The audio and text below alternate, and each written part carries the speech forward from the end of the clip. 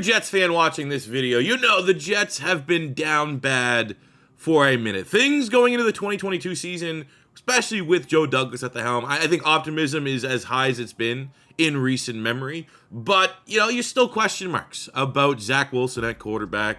And I think generally the fan base of the Jets are like, they're cautiously optimistic, but prepared for the worst.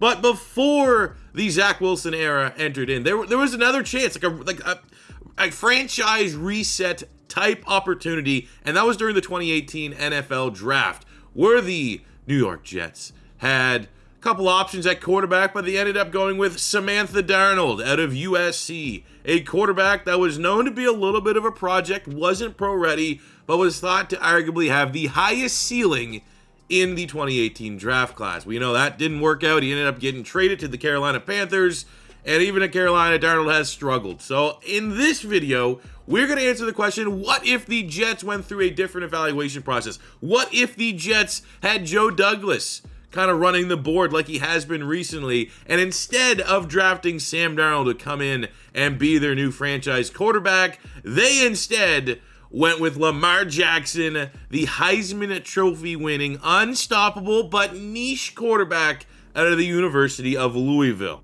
Well, that's what we're going to do today. We are going to figure out, to find out what that would have been, what that would have played out as. Would Lamar Jackson have won an MVP with the New York Jets? Would Lamar Jackson, over the next 5 years, win a Super Bowl with the New York Jets? That is our goal. Let's get into it. The rest of the draft falling out from our new 72 franchise quarterback. I kind of acted as Joe Douglas. I only went, smart pick once, and I got Dallas Goedert in the second round. That was very much a Joe Douglas selection for the Philadelphia Eagles, or at least he helped put that board together.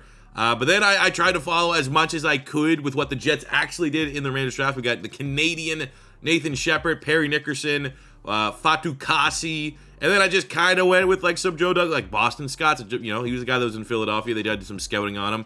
We got Braxton Berrios, who wasn't actually a pick for the Jets, but now he's a really good, productive slot wide receiver for the Jets. I got Eddie Pinheiro, who is their kicker. Had an opportunity to get Jordan Mailata, but I figured that, even though we got Goddard, all right, I don't want to get another cheesy Eagles pick. So I went with another tackle that was actually drafted by the Philadelphia Eagles during that era, and that was Matt Pryor. But ultimately, I'm actually kind of pumped that I did get Braxton Berrios. It'll be interesting to see, what Goddard and Lamar Jackson, kind of two potentially big-time players, and we'll see how they can kind of develop themselves here and transform the success of this Jets offense. In case you see a different rating for our players, as you can see, this is the draft class, and if you've been following any of my retro content, there's one draft class, which is the 2018 draft class, where everything is like one attribute off. Like Dallas Goedert shouldn't have 84 throw power, he should have 84 jumping, and then he should have 74 release, he should have 71 deeper running. Everything needs to get moved up one.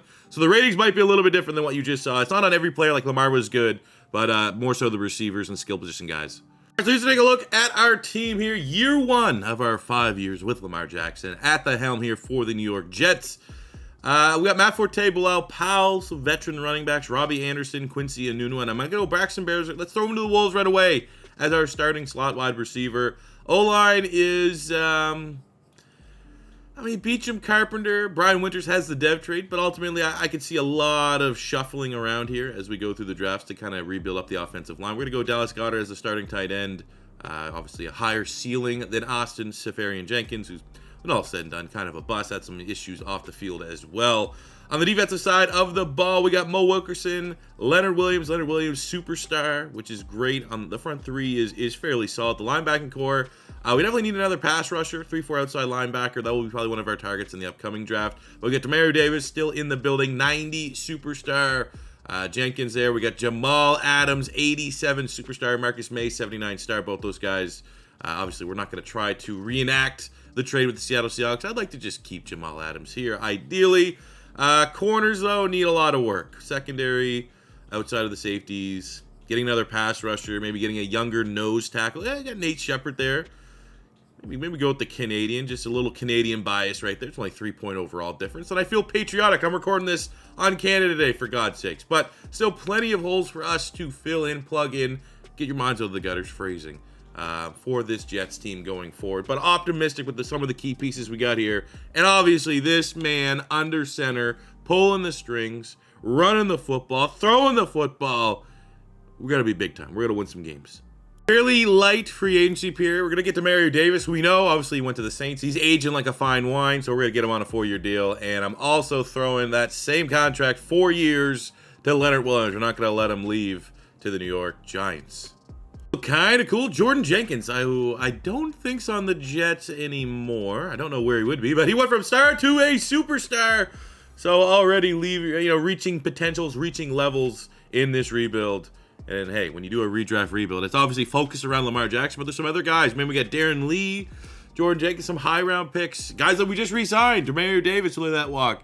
Leonard Williams will let that walk. Like, we get to another opportunity of like, what if the Jets could keep a lot of good players, could redevelop some players that they thought were going to be really, really good. And here we go. Good start here with Jordan Jenkins going up to superstar. Literally the next week, Nathan Shepard, our rookie, who we decided last second to bump up to be our starting defensive tackle, goes from normal up to a star dev trait. At the end of year 1 of the Lamar Jackson era, 9-8, above 500. That's honestly a little bit better than I would have expected.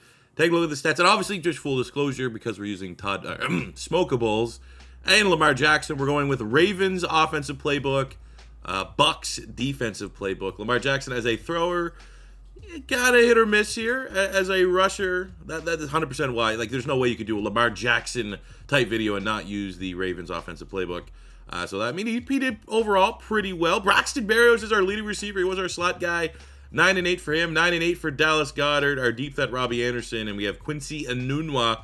Had okay, respectable seasons. On the defensive side, 136 tackles, 12 TFLs for Demario Davis, 12.5 sacks, 18 TFLs for Leonard Williams, 8 sacks for our new superstar pass rusher, Jordan Jenkins, and interceptions, not great. Secondary and pass rush is probably where we want to go in this draft. This upcoming draft, though, we're not going to be able to kind of follow in line with what the Jets actually did, because this is where they drafted Quinnen Williams. He was a top 5 player. We went 9-8, obviously. So we are not going to be able to, kind of fall in line with what they did. Lamar Jackson is your offensive rookie of the year. Braxton Berrios coming in number 4. Dallas Goedert at number 6. So a lot of success there for the New York Jets, relatively concerning in the first round. So, we got 4 more years to go. I think we're going to win a lot more games. But free agency, Tevin Coleman's actually there. That was a guy that the Jets actually signed. I went in with a $55 million bid. So you can see the fair offer is 49. I went 55, and I was far and away 4th place. So I'm not going to overpay for Tevin Coleman. But because we are transitioning to the Ravens offense, let's get a nice little fullback here and a former Pro Bowler in Roosevelt Nix. So as we look at our draft recap, a little bit of mix of best player available actually drafting. And when we could pull the trigger on a player that the Jets actually got, we did so. So in the first round, we got Jonah Williams at left tackle. Our offensive line is going to be completely reshuffling, as you'll see with some of our picks. We got Elton Jenkins, who's versatile, can literally play every spot on the line. Jonah Williams is 72 hidden dev.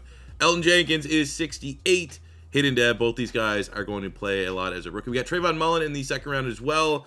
He's 70 normal. As you can tell, we have a lot of draft picks for this series. For anytime we do retro, we have to use current team draft picks, so the Jets have those still multiple first rounders because of the Jamal Adams trade. So I'm just literally every single year just kicking those first rounders down until the Jets actually have 2 first round picks, and that's when I will utilize both first round picks. But because I am trading back constantly, I am getting a couple mid round picks thrown in here and there. So that's why we have a lot of second and third round picks. We got Damian Harris again. I thought some of these guys might have depth trades, but they're solid looking prospects here.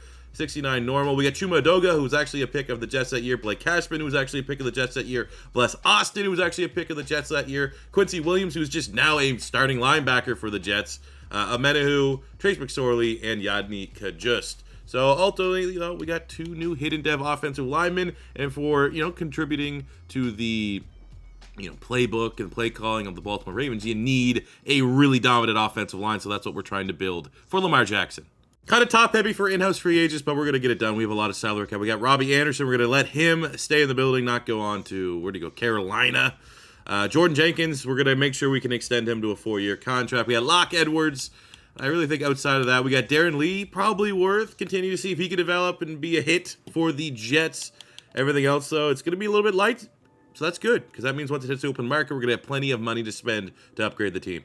So as we close out year number 2, kind of still about the same, 9-8, above 500, which is good, but our passing offense is still lacking a little. We got to work that out, man. I don't know. The Ravens always make the playoffs, so I assume They struggle with having, you know, much better than, obviously they're not the worst ranked passing offense, but we gotta put that together here and help Lamar out just a little bit. Taking a look at the final regular season stats, really low yards. There's nothing there really for Lamar as a thrower. Almost 800 yards rushing, which is very good. He's pretty much our best running back. Wide receiver numbers are definitely going to be pretty poor looking because we don't have a lot of passing attempts, passing production. 7 touchdowns, Braxton Berrios. Almost 8 and 8 for Dallas Goedert, which is pretty good. Kind of filling that Mark Andrews role. 115 tackles to Mary Davis. Sacks are not great. Interceptions also not the best. But as we close out year 2, in terms of upgrades, in terms of dev traits, we had a couple of hidden dev players, a couple players that might have went up or down a dev. And Elton Jenkins was hidden dev star. Jonah Williams was hidden dev star. And on the defensive side, we had Leonard Williams go up to an X factor. And that is about it. So let's build off of this, go into year 3. Going very heavy in free agents here, trying to reunite Lamar Jackson with his franchise left tackle, Ronnie Stanley. We're also going to try to improve the defense's spot here and there because our defense generally was pretty good. So we're going to look at Brian Poole, Kenny Moore, and Barkevius Mingo. And we got everyone. Except, well, I mean, 1-year deal for the pass rusher there. But Ronnie Stanley, Brian Poole, Kenny Moore, welcome to the Jets. A recap from the 2020 NFL Draft, a little bit different than how things kind of played out for the Jets. We also got some familiar faces for the Jets. First round, figured we had to go the best offensive playmaker just to help it out. Obviously, from a receiving standpoint, that's where we need to go from the passing offense. So get a running back that can catch out of the backfield. We got DeAndre Swift, who is a 77 hidden dev, is going to instantly be our RB1. We got Brian Edwards, who's the top wide receiver available in the second round. He's 66 normal. That's a little less than an ideal pick. We got 3 actual Jet picks. Ashton Davis, Jabari Zuniga, and Bryce Hall. Even though he's a safety, he's a corner. I don't know. I'll fix that. But the rest of it, you know, it's very top heavy. We got DeAndre Swift. That's what we can build off of this draft. Quick look at our team as we gear for year 3. Lamar Jackson, 83 superstar, developing nicely. DeAndre Swift, we have a brand new RB1. Robbie Anderson, Braxton Berrios. Yeah, we need another wide receiver. That's going to be our goal this upcoming offseason. O-line outstanding, especially with the massive transaction, over $100 million contract. To bring in Ronnie Stanley, Dallas Goedert is also developing pretty nicely. Defensively, your defense has been very good. Surprise, surprise. Maybe the Jets should have given Todd Bowles a little bit more leeway and kept him around because he's an outstanding defensive coordinator. These guys are very well coached, and they're going to be aggressive this season. Some big upgrades into the secondary. Brian Poole, Kenny Moore. Let's go on and make the playoffs here in year 3 and get a little bit of rhythm to our passing offense. Expensive in-house free agency here in year 3. We got to get it done. Jamal Adams, Marcus May, and we threw a 2-year contract at star dev guard Brian Winters. But man, that's a big old contract for Jamal Adams. One that in real life the Jets just really didn't want to pay. We're at the end of year 3, and we're in the Super Bowl. We went 12-5. We won the AFC East, and we've absolutely gone on a Cinderella run. We won in the wild card. We were the 2 seed, so I mean we were good. But we beat the Chargers, we beat the Jaguars, we beat the 1-seed Steelers, and it sets up a matchup in the Super Bowl against the Atlanta Falcons. I don't know how we've had this magical turnaround. It's you know, I don't think we had any crazy production or anything like that. But look, it's like a legitimate, like there's no, I don't do shenanigans, but anytime something like this out of the blue, just randomly, just you know, proof and show your work like a math test. This team has gone on an absolute run, and we're in the freaking Super Bowl. So let's take a look at the stats, and then we're gonna sit there, front row, play the moments, and watch this Jets team with still 2 more years to try to make this Lamar Jackson's Jets team a dynasty. We're gonna win the Super Bowl here this year. 3,700 yards, 29 touchdowns, Lamar Jackson. I mean, wasn't crazy, like nothing insane from Lamar. 1,100 yards for Braxton Berrios is pretty cool. Defensively, Darren Lee's kind of becoming a thing. 140 tackles, 6 picks, 10.5 sacks. Jenkins, 10.5 for Mo Wilkerson. But nothing S tier, any way, shape, or form. I don't think there's any indication either that Lamar Jackson would have won the MVP. I know quarterbacks with rushing numbers do get a little bit of an extra pull when it comes to the MVP race. But he number 10, bottom of the barrel, barely making the cut. Yet the Jets are a win over Atlanta away from getting their 2nd ever Super Bowl. Let's go do it.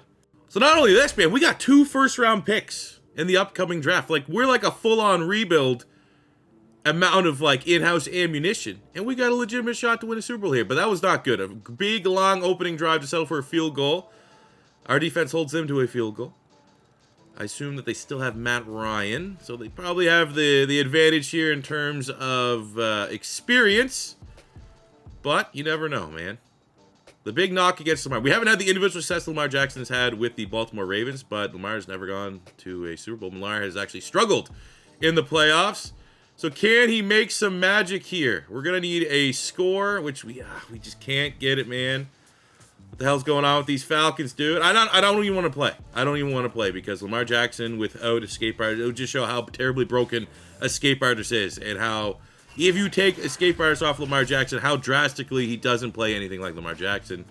And that's just not good enough. I mean, it was a Cinderella run and that wasn't the best. No touchdowns for Lamar Jackson. But we still, again, we got 2 first-round picks. We're going to be able to reload, retool, and I'm sure we'll be back on at least another deep playoff run with the final 2 years of this rebuild.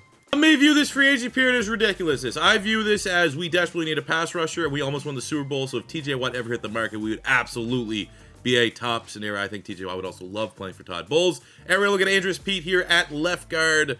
Try to fill in that spot. With our 2 first-round picks, I'm not going to lie, I'm also going to try to be aggressive, see if I can package those 2 first-round picks and grab one of the premier wide receivers in this 2020 draft class. Devontae Smith, Jalen Waddle, maybe even try to trade up and get Ja'Marr Chase. News is we didn't get our guard. Good news is we got freaking TJ Watt. We were able to trade. We had 2 first-round picks. One was ours, one was the Bills. The Bills actually finished 8th. Worst team. So we had the 8th pick. We traded that and our 3rd to move up 4 spots to the 4th overall selection with the Dallas Cowboys. Dallas is upset because Micah Parsons went off the board at pick 3. But with this trade, Devontae Smith's off the board, but we still have our pick of the litter for the remaining wide receivers. And it was very clear. There's one guy that we need to help transform our offense, and it is Ja'Marr Chase. And then we're going to hit up a Joe Douglas selection because, you know, Eagles pick Joe Douglas. The influence is there. We need a guard, plug and play right guard right away, left guard, sorry. And we're going to grab Landon Dickerson, hidden dev, with the second to last pick, which was the last pick, but it's the second last pick, and we're going to change that next year. Look at our draft recap. My God, I'm not adjusting these, Ray. I'm taking them as is. We got Ja'Marr Chase, 85, hidden dev, one of the greatest rookie wide receiver seasons we've seen. Landon Dickerson, 73, hidden dev. I was able to kind of get, another one of the big picks. He is normal, but Elijah Moore, it looks like a pretty promising wide receiver for the Jets in real life. Add a little competition there, but the rest of the draft just was, I was filling out the depth chart pretty much at that point. But hey, Ja'Marr Chase, TJ Watt in the same offseason, being a game away from, a good game away from winning the Super Bowl. This better be enough to put this team over the edge. A quick look at our new look team. We have Landon Dickerson, plug and play at left guard. Ja'Marr Chase, plug and play at wide receiver. And of course, on the defensive side, I want to see 40 sacks from TJ Watt this season. Not even fucking joking. I'm not even fucking joking. But I don't care. Goddard, Wilkerson, Shepard, and Braxton Berrios. Let's keep them here for the full rebuild. How have we not won a game?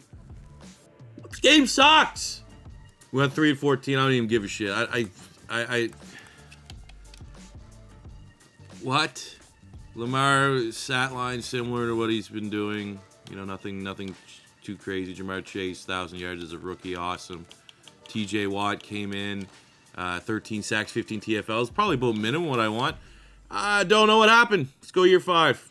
God damn it. Spent all of our money. We got Fred Warner. We're going to kick him inside the middle linebacker. And I got Mike Daniels, another X factor on the defensive line. Can't wait to go 1-16 next year.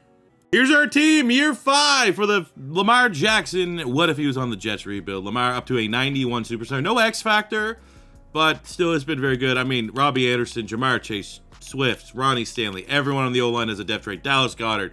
Defensively, we've been spending money. We got TJ Watt, Demario Davis, Fred Warner. I don't know how this happened. Come on, let's go. Let's put Fred Warner inside. There we go. Jenkins, May, Kenny Moore, Mike Daniels, Leonard Williams. Like, this team should be getting 12, 13 wins minimum. But the midway point last year, we didn't have a win. Then, just out of the blue, we go 13-4, and we're bringing it here live in the AFC Championship game. C4, okay. I believe you when you say you never, you're authentic. But when you go from that to that, look, straight up, man, look at that stretch. This team's smarting up in the second half of the season, and they've gone on an absolute run, and we are now ready to hopefully make a Super Bowl. And if we don't make the Super Bowl, at least we'll be able to end this video looking at the stats and stuff like that and seeing where Lamar Jackson is at. But a winnable matchup against the Jags. Our defense comes through as we win 20-14. We're not lighting up the scoreboard or anything crazy like that. But given the fact of how many X factors and stuff like that we have on the defensive side of the ball, let's spend these points for Lamar. Let's see where Lamar is at. He is going to be with his confidence, with his morale, whatever you want to call it. 899 quarterback. Might not have his X factor. Might not have had the MVP.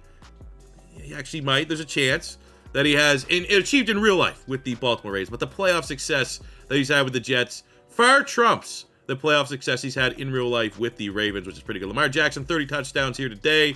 1,000 yards for DeAndre, 7 and 8 for Lamar. Receiving 1,011 for Jamar Chase. Braxton Berrios going into double-digit touchdowns. On the defensive side of the ball, sacks just doesn't make sense. That's cool. Interceptions for how good our team is also doesn't really make sense. MVP goes to Lamar Jackson. So he got his MVP. We've achieved everything Lamar has done in real life. And hopefully, at the buzzer, the final play of this rebuild in the Super Bowl against the 9-8, shouldn't have made the playoffs with that goddamn disrespectful record, Green Bay Packers. Can we win a Super Bowl? Let's go get it. Let's go, baby. Lamar, it is your time to shine. We got the defense in place. Score some points. Let's get 28. I feel like 28 will be the magic number between Jamar Chase, Lamar Jackson, DeAndre Swift, Dallas Goedert, Braxton Berrios. We can muster 28 points. And we have 7 in the first half. Doesn't look like we've really crossed midfield a whole lot. Our defense is getting gassed. Gotta remind everyone, we're getting up 38 points right now. We got T.J. Watt. We got 5, 6, 7, 8 X factors on defense. Feels like, Jamal Adams. Fuck!